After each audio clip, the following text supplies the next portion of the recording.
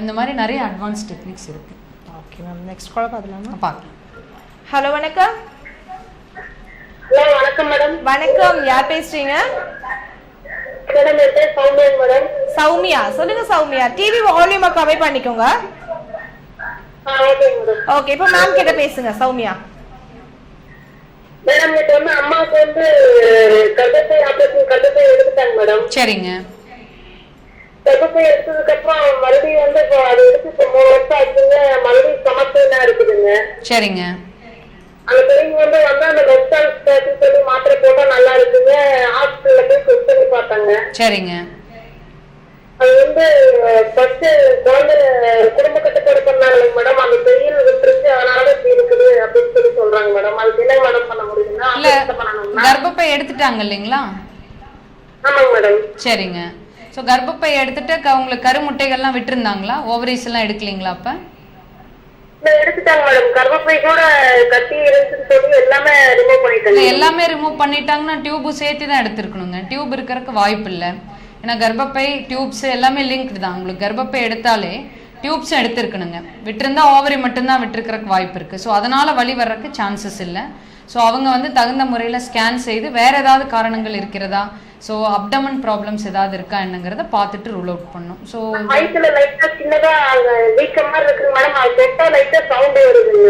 அப்போ ஹெர்னியா மாதிரி ஏதாவது இருக்கான்னு பார்க்கணுங்க, கொஞ்சம் ரூல் அவுட் பண்ணணும். ஸோ தகுந்த அறுவை சிகிச்சை டாக்டர் பார்க்கலாம், இல்லை லேடி டாக்டர்ஸ் எங்களை மாதிரி டாக்டர்ஸ் பார்த்துட்டு ஒரு ஸ்கேன் செஞ்சு இதெல்லாம் ரூல் அவுட் பண்ணிக்கலாம். Thank you so much Soumya. Okay ma'am, இப்போ வந்து ஒருவருக்கு எந்த சூழ்நிலையில் இந்த கருமுட்டை அல்லது எந்த விதமான இந்த பிந்து இந்த மாதிரி சொல்லுவாங்க இல்லையா, அதெல்லாம் வந்து தானமாக கொடுக்கறது, தானம், அது வந்து டோனார் ப்ரோக்ராம் அப்படின்னு சொல்லுவோம். அதாவது sperm donation, oocyte donation program சொல்லுவோம். ஸோ இது வந்து மெயினாக விந்தணுக்கள் இல்லாதவர்களுக்கு, நான் சொன்ன மாதிரி ஏசூஸ்பெர்மியா, ஸோ உற்பத்தியே இருக்காதவங்களுக்கு, ஸோ அவங்கள மாதிரி பேஷண்ட்ஸ்க்கு நம்ம விந்து தானம் பண்ணலாம். அதே மாதிரி மரபணு கோளாறுகள், ஸோ ஜெனட்டிக் டிஸார்டர்ஸ் ஏதாவது இருக்குன்னா, ஸோ அவங்களோட விந்தணுக்கள் நம்ம யூஸ் பண்ண முடியாது, அவங்களுக்கு வந்து நம்ம டொனேஷன் பண்ணலாம். ஸோ எக்ஸ் பொறுத்த வரைக்கும் அவர்களுக்கு முட்டைகள் இல்லை, செயலிழந்து போய்விட்டது, இல்லை வந்து ப்ரீமெச்சூர் ஃபெயிலியர், அதாவது நார்மலாக 40 வயதில் அந்த முட்டைகள் பழுதடைந்து விடும், அது வந்து சீக்கிரமாக ஒரு 30 இயர்ஸ்க்குள்ளே சீக்கிரம் போயிடுச்சு அப்படின்னா இந்த மாதிரி பேஷண்ட்ஸ்க்கு நம்ம ஊசைட் டொனேஷன் யாருக்கு வேணாலும் தானம் பண்ண முடியும். இல்லை, அது வந்து உங்களுக்கு ஐசிஎம்ஆர் அப்படின்னு எங்களுக்கு ஒரு பாடி இருக்கு. ஸோ அது வந்து இந்தியன் கவுன்சில் ஆஃப் மெடிக்கல் ரிசர்ச்னு சொல்லுவோம். ஸோ அவங்களோட நிறைய கைட்லைன்ஸ் இருக்கு. ஸோ அதை வச்சு தான் நம்ம வந்து தானம் பெற முடியும். ஸோ அண்ணன் தம்பி கொடுக்கறதோ இல்லை அக்கா தங்கச்சி கொடுக்கறது இதெல்லாம் சட்டப்படி பண்ணக்கூடாது, யாரும் பண்ணுறதும் இல்லை. ஸோ அந்த கைட்லைன்ஸ் படி ப்ராப்பராக பண்ணோம் அப்படின்னா பின்னாடி இதனால் ஒரு சட்ட சிக்கல்கள் வர்றதுக்கு வாய்ப்பு இல்லை. கண்டிப்பா பண்றவங்க யாரு அப்படிங்கிறது தெரியாது. ஸோ இதுதான் அனானிமஸ் டோனர்ஸ்னு சொல்லுவோம். ஸோ யார் கொடுக்குறாங்கிறது தெரியும். இந்த வாரிசு சிக்கல் அப்படின்னு சொல்லுவாங்க, அந்த ப்ராப்ளம். ஸோ அதனால நம்ம அதுக்கு தகுந்த அந்த ஐசிஎம்ஆர் கைட்லைன்ஸ் படி கன்சென்ட் ஃபார்ம்ஸ், அதாவது ஒப்புதல் படிவம் கரெக்டாக வாங்கி அவங்களுக்கு தகுந்த முறையில் புரிய வைத்து அதுக்கு பிறகுதான் செய்ய வேண்டும். இந்த மாதிரி பண்ணோம்னா டெஃபினட்டாக எந்த ப்ராப்ளம்ஸும் வராது. அதே மாதிரி ஐவிஎஃப் டெஸ்ட் டியூப் டெக்னிக்லையும் அவங்கவுங்க சொந்த முட்டைகள் விந்துக்கள் தான் யூஸ் பண்றோம். ஏன்னா இப்போ நிறைய பேஷண்ட்ஸ் இன்னுமே வந்து இந்த வில்லேஜ் சைடுல இருக்கவங்க வந்து இது ரொம்ப பயப்படுறாங்க, நாளைக்கு ஏதாவது சிக்கல் வந்துருமோ அப்படி. நார்மலா டெஸ்ட் டியூப் பண்ற பேஷண்ட்ஸே பயந்துக்கிறாங்க, அதாவது எக் மாத்தி பண்றாங்க, விந்து மாத்தி பண்றாங்க அப்படிங்கிற மாதிரி. ஸோ அது வந்து ஒரு மித்து. ஸோ அது வந்து மக்கள் மனதிலிருந்து அகல வேண்டும் என்பதற்கு தான் இந்த மாதிரி ப்ரோக்ராம்ஸ் எல்லாம் பண்ணுது. ஸோ அது அவங்கவுங்களோட முட்டைகள் அவங்களோட விந்துக்கள் வச்சு தான் தரமான குழந்தைகளை உருவாக்குறோம். இந்த ஊசைட் டொனேஷன்ங்கிறது அது அவங்களோட ஒப்புதல் இல்லாமல் எதுவும் பண்றது இல்லை. நெக்ஸ்ட் கால் பார்க்கலாம். ஹலோ வணக்கம். ஹலோ ஹலோ வணக்கம் சார், உங்க பேர் சொல்லுங்க. டிவி வால்யூம் கம்மி பண்ணுங்க சார் ப்ளீஸ். சரி, ஓகே, நீங்க டிவி வால்யூம் கம்மி பண்ணுங்க. ஓகே, உங்க பேர் சொல்லுங்க. பிரபுங்களா? ஓகே சார், பேசுங்க. சரி, கேளுங்க. ஆமாங்க.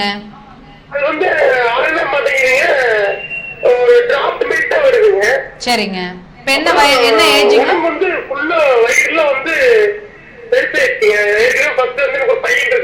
சரிங்க. சரிங்க. எடுத்ததுக்கு அப்புறம் இந்த டேட்டிங் வந்து ஆகவே மாட்டேங்குது. அப்படியே ஒரு டைம்ல வந்து டிரான்ஸ்மிட் ஆகுது. அவ்வளவுதான் ஆகுது. இப்ப என்ன வயசுங்க உங்களுக்குங்க? 23 வயசு ஆகுது. ஸோ அதான் இந்த மாதிரி பெண்களுக்கு நான் முன்னாடி சொன்ன மாதிரி பாலிசிஸ்டிக் ஓவரிஸ் ஏதாவது இருக்கான்னு பார்க்கணுங்க. இதுல 2 கண்டிஷன் இருக்கலாங்க. ஒன்னா நீர் கோர்த்து ஹார்மோன் பிரச்சனைனால இந்த மாதிரி வராமல் இருக்கலாம். இன்னொன்று முட்டைகள் செயலிழந்து இருக்கலாம். ஸோ ப்ரீமெச்சூர் ஃபெயிலியர் நான் சொன்ன மாதிரி முட்டைகள் செயலிழந்து இருக்கலாங்க. ஸோ அதனால அவங்க கண்டிப்பா டாக்டர் கன்சல்ட் பண்ணி ஹார்மோன் டெஸ்ட் எல்லாம் கண்டிப்பா பண்ணணுங்க.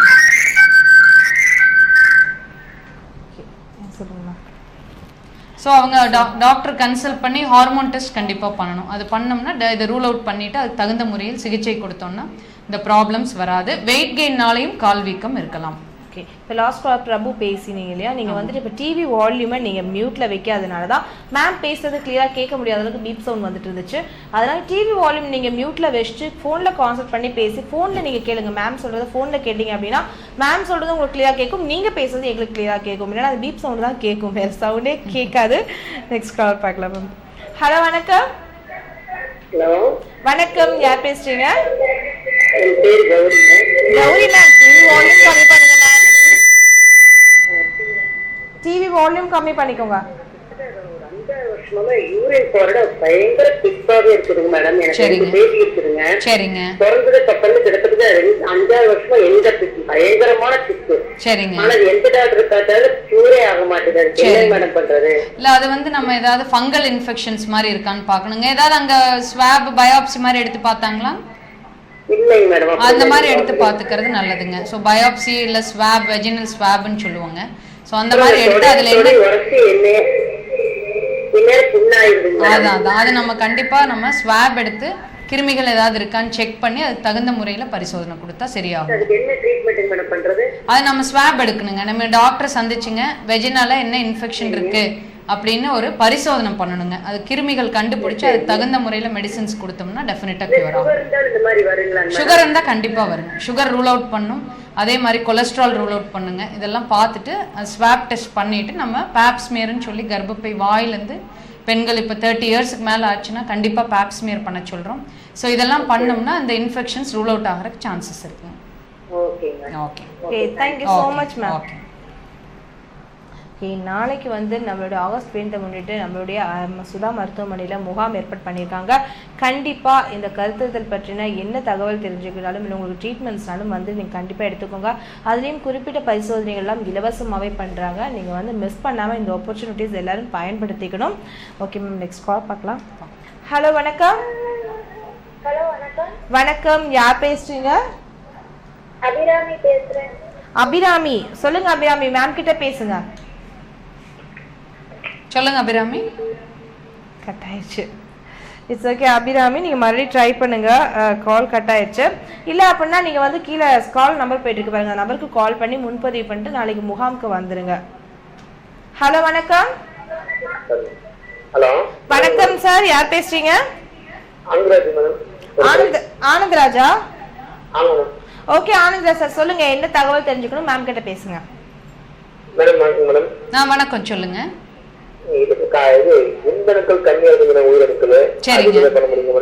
இல்ல விந்தணுக்கள் கம்மின்னா நான் சொன்ன மாதிரி அந்த WHO கிரைட்டீரியா படி பார்ப்போங்க எவ்வளவு இருக்குன்ட்டு.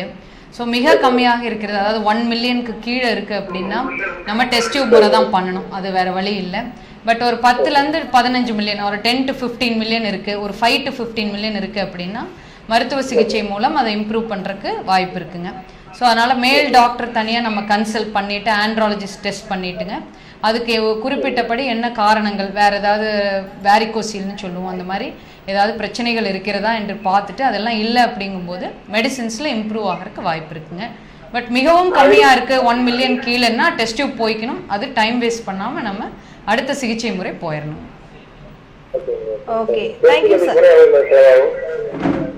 எவ்வளோ செலவாகும், நீங்க ஹாஸ்பிட்டல் வாங்க, வந்துட்டு பேசலாம். ஓகேவா?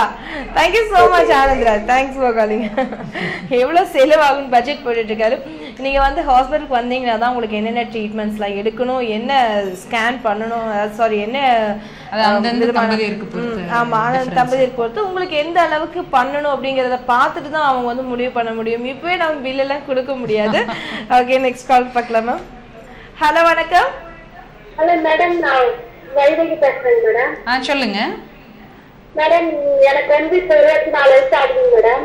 சரிங்க. எனக்கு 6 மாசத்துக்கு முன்னாடிங்க மேடம் கர்ப்பப்பையில வந்து பச்சை இருக்கிற பேபி இருக்கு மேடம். பையன் 4 வயசு ஆச்சு. சரிங்க. அதுக்கு வந்து இப்ப மறுபடியும் கன்சீவா இருந்தேன். சரிங்க. அது வந்து குழந்தை வந்து கரு வந்து டியூப்ல போய் இருந்துச்சாமா. சரிங்க. அது வளர்ந்து கர்ப்பப்பைக்கு வரலையாமா. சரிங்க. அது வந்து ஆபரேஷன் பண்ணிட்டாங்க. சரிங்க. அது ஏன் என்னாச்சு எதனால அப்படி வந்துச்சுன்னு தெரிஞ்சுக்கலாம். ஸோ அது வந்து உங்களுக்கு எக்டாபிக் ப்ரெக்னன்சி அப்படின்னு சொல்லுவோம். ஸோ அதாவது நார்மலாக கர்ப்பப்பையில் இருக்கிற குழந்தை வந்து நார்மலாக ஒரு முட்டை வெளிவருதுன்னா அந்த ஸ்பெர்மும் எக்கும் சேர்ந்து அந்த கருக்குழாய் வழியாக அதாவது டியூப் வழியாக கீழே போய் யூட்ரஸில் உட்காரணும். இதுதான் நார்மல் ப்ராசஸ்ஸை. ஸோ அந்த டியூப்பில் ஏதாவது இன்ஃபெக்ஷன்ஸ் மாதிரி இருந்தது அப்படின்னா அந்த குழந்தைனால கீழே வர முடியாதுங்க. ஸோ டியூப்லேயே தங்கி போயிடும். ஸோ அந்த டியூபல் இன்ஃபெக்ஷன் தான் இதுக்கு வந்து ஒரு முக்கியமான காரணம். ஸோ அந்த மாதிரி டியூப் இன்ஃபெக்ஷன் ஆயிருந்தது அப்படின்னா எக்டாபிக் ஆகிறதுக்கு வாய்ப்புகள் மிக அதிகமாக. அதுதான் ரீசன்ஸாக இருக்கணும். ரெக்கரன்ஸ் சான்ஸ் வந்து ஒரு 20% இருக்குங்க. ஸோ ஒரு சைடு எக்டாபிக் வந்தால் இன்னொரு சைடு வர்றதுக்கு 20% வாய்ப்பு இருக்குது. ஆனால் 80% நார்மலாக தான் இருக்கும். ஸோ அந்த இன்ஃபெக்ஷன்ஸ் ஏதாவது இருக்கான்னு பார்த்து அதுக்கு தகுந்த மெடிசின்ஸ் கொடுத்து சரி செய்த பின்னர் ட்ரை பண்ணால் கொஞ்சம் எக்டாபிக் சான்சஸ் நம்ம கம்மி பண்ணலாம்.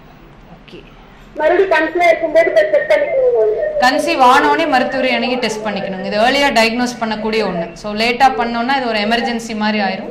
ஸோ பேஷண்ட்ஸ் அதனால ரொம்ப கஷ்டப்படுவாங்க. ஸோ நாள் தள்ளுனோடனே மருத்துவரை அணுகி அதற்குரிய பரிசோதனைகள் பண்ணால் சீக்கிரம் கண்டுபிடிச்சிடலாம். டியூப்ல இருக்கிற ப்ரெக்னன்சி வந்து 45 நாளுக்குள்ளேயே நம்ம டயக்னோஸ் பண்ண முடியும். உங்க பேர் என்ன சொன்னீங்க? Vaidehi madam. Vaidehi. Okay ma'am, thank you so much. நாளைக்கு முகாமுக்கு வாங்க. ஏதாவது டவுட்ஸ் இருந்தா ஓகேவா? Thanks for calling. Bye. Okay ma'am, இப்போ வந்துட்டு உரைநிலைப்படுத்துதல் அப்படின்னு சொல்லுவாங்க. ஆமாங்க. அது அப்படின்னா என்ன மேம்? ஸோ அது வந்து கிரியோ ப்ரிசர்வேஷன் அப்படின்னு சொல்லுவோம். அதாவது வந்து எக்கும் சரி ஸ்பெர்மு ஆர் எம்ப்ரியோஸ், அதாவது அந்த எக்கும் ஸ்பெர்மும் சேர்ந்து வர எம்ப்ரியோஸ். ஸோ இது எல்லாமே நம்மளால் உரைநிலையில் வைக்க முடியும். ஸோ அதுக்கு வந்து லிக்விட் நைட்ரஜன் அப்படின்னு ஒரு கெமிக்கல் வச்சுருக்கோம். ஸோ அதை வச்சு -196 டிகிரி செல்சியஸ், ஸோ எவ்வளோ இதுன்னு பாருங்கள், -196ல் நம்ம அதை வந்து பதப்படுத்தி வைக்கலாம். ஸோ இதில் மெயின் அட்வான்டேஜ் யாருக்கெல்லாம் அப்படின்னா, இப்போ ஒரு டைம் டெஸ்ட் டியூப் பண்ணுறாங்க அப்படிங்கும்போது அவங்களுக்கு நிறைய குழந்தைகள் வரக்கு வாய்ப்பு இருக்குது. ஸோ நிறைய எக்ஸ் வரலாம். ஸோ அதை நம்ம இன்ஜெக்ட் பண்ணி வைக்கும்போது நிறைய குழந்தை எம்ப்ரியோஸ் வரும்போது எல்லா எம்ப்ரியோஸும் நம்ம அவங்க கர்ப்பப்பையில் செலுத்த முடியாது. ஸோ 2 அல்லது 3 குழந்தைகள் தான் வைக்க முடியும். அந்த மீதமுள்ள குழந்தைகளை நாம் உரைநிலைப்படுத்தி வெட்ரிஃபிகேஷன் டெக்னிக்னு சொல்லுவோம். ஸோ அதில் வச்சுக்கலாம். ஸோ இதில் அட்வான்டேஜ் என்னென்னா, சப்போஸ் இந்த சைக்கிள் ஃபெயிலியர் ஆகுறாங்க அப்படின்னா அடுத்த சைக்கிள் போகும்போது இந்த எம்ப்ரியோஸை எந்த செலவும் இல்லாமல் வெரி மினிமம் அதில் ஒரு 1/4 பகுதி செலவு தான் ஆகும். ஸோ அந்த எம்ப்ரியோஸ் வச்சுக்கலாம். ஸோ இது வந்து ரொம்ப அட்வான்டேஜ். இன்னொரு அட்வான்டேஜ் வந்து இந்த மாதிரி புற்றுநோயால் பாதிக்கப்பட்டவர்கள், இப்போ சப்போஸ் ஏதாவது ரேடியேஷன் தெரப்பி கீமோதெரப்பி மாதிரி எடுக்க போகிறாங்க அப்படின்னா, ஸோ அவங்க வந்து முன்கூட்டியே வந்து அவர்கள் விந்துவையோ முட்டைகளையோ உரைநிலைப்படுத்தி அதுக்கப்புறம் ட்ரீட்மெண்ட் போனாங்கன்னா ட்ரீட்மெண்ட் முடிச்சு வந்து அதை யூஸ் பண்ணிக்கிறதுக்கு சான்சஸ் அதிகம். ஸோ இப்போ வந்து இந்த விட்ரிஃபிகேஷன் வந்து ஒரு ஐவிஎஃப்க்கு கிடைச்ச ஒரு பெரிய பூம். கண்டிப்பா கண்டிப்பா ஷூர் மேம், நீங்க சொல்றதே தெரியுது. அதாவது இப்போ வந்து இந்த குழந்தையின்மை அப்படின்னு சொல்றது கண்டிப்பா இந்த வேர்ல்ட்ல இருக்க முடியாது. அந்த அளவுக்கு ட்ரீட்மெண்ட்ஸ் நிறைய வந்துருச்சு. நிறைய அறியாமையால நிறைய பேர் நம்ம வந்து தவறுகள் பண்றோம். இது பண்ணா நமக்கு வந்து குழந்தை நாளைக்கு நமக்கு ப்ராப்ளம்ஸ் வருமோ, நம்ம முன்னவே சொன்ன மாதிரி வாரிசு பிரச்சனை, அந்த மாதிரி நிறைய ப்ராப்ளம்ஸ், அதாவது சைட் எஃபெக்ட்ஸ் இருக்கும், நம்ம உடம்பு கெட்டுரும், குழந்தை வந்து சரியா ஊனமப்ப இருக்கும். இந்த மாதிரி நிறைய விஷயங்கள் நம்ம வந்து மனசுல நம்மளுடைய அறியாமையால நம்ம குழந்தை, நம்மளுக்கு உண்டான ஒரு குழந்தை வரத்தை நம்ம வந்து மிஸ் பண்றோம். அது இல்லாம நீங்க இந்த மிஸ் பண்ணாம இந்த மாதிரி ட்ரீட்மெண்ட்ஸ்லாம் வந்து எடுத்துக்கோ. ஃபர்ஸ்ட் டாக்டர் ஆலோசனையை கேளுங்க. ஆலோசனையை கேட்டீங்க அப்படின்னா தான் உங்களுக்கு அதனுடைய விளக்கங்கள் தெரியும் போது தான் ஓகே இதுல வந்து இந்த மாதிரி ப்ராப்ளம்ஸ் இல்லை அப்படின்னு நம்ம கன்ஃபார்ம் பண்ணிக்க முடியும். அதே மாதிரி அவங்க சொல்ற விஷயங்களை நம்ம நம்பவும் செய்யணும். நம்ம நம்பாம வந்து இல்லை அவங்க சொல்ற மாதிரி இருக்காதுன்னு நாமளா ஒரு ஜட்மெண்ட் கொடுக்க முடியாது. அந்த மாதிரி விஷயங்கள் தகுந்த வயதில் எடுத்துக்கொள்ள வேண்டும். ஏன்னா நிறைய பேர் போஸ்ட்போன் பண்ணி ஏஜ் வரும்போது பார்த்தா 40 வயதில் ட்ரீட்மெண்ட் வராங்க. ஸோ அது தகுந்த வயதில் எடுத்துக்கொண்டே வேணால் எந்த சிரமமும் இல்லாமல் சின்ன ட்ரீட்மெண்ட்ஸில் கன்சீவ் ஆகிறதுக்கு சான்ஸ். அது நமக்கும் நல்லது, நம்மளுடைய ஜென்ரேஷன்ஸ்க்கு அது நல்லது. கண்டிப்பா. நெக்ஸ்ட் கால் பார்க்கலாம் மேம். ஹலோ வணக்கம். மேடம் வணக்கம். வணக்கம், யார் பேசுறீங்க? கோபியிலிருந்து நம்பி பட்டவ பேசுறேன் மேடம். சொல்லுங்க.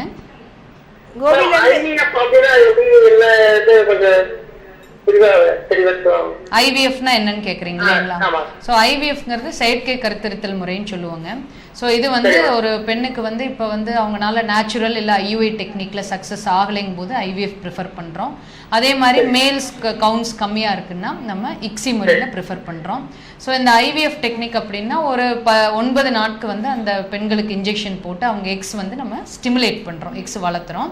ஸோ அந்த எக்ஸை வந்து நம்ம ஸ்கேன் மூலமாக ஸ்கேன் கைடடாக அந்த எக்ஸ் வந்து வெளியே எடுத்து ஸோ ஆணனுடைய விந்தணுவை சேர்த்தி குழந்தை உண்டாக்குறோம். அதான் எம்ப்ரியோஸ் அப்படின்னு சொல்கிறோம். ஸோ இது வந்து ஒரு 10 முதல் 15 நாள் வரை எடுக்கும் இந்த ட்ரீட்மெண்ட் உங்களுக்கு. ஸோ அதை வந்து 3ஆவது நாள் அந்த எம்ப்ரியோஸ் செக் பண்ணி நம்ம கிரேட் பண்ணுறோம். அந்த எம்ப்ரியோஸ் நல்லா இருக்கா, குவாலிட்டி எப்படி இருக்குன்னு பார்த்துட்டு 2 அல்லது 3 குழந்தைகள் 3ஆவது நாள், ஸோ அந்த நம்ம எக் எடுத்ததுலேருந்து 3ஆவது நாள் குழந்தை வந்து கர்ப்பப்பையில் செலுத்துகிறோம். ஸோ அதுவும் இப்போ லேட்டஸ்ட்டாக வந்து 5ஆவது நாள் பிளாஸ்டோசிஸ்ட் கல்ச்சருங்கிற முறையில் பண்ணிகிட்ருக்கோம். ஸோ இதுதான் வந்து ஐவிஎஃப் டெக்னிக் அப்படின்னு சொல்கிறோம் உங்களுக்கு.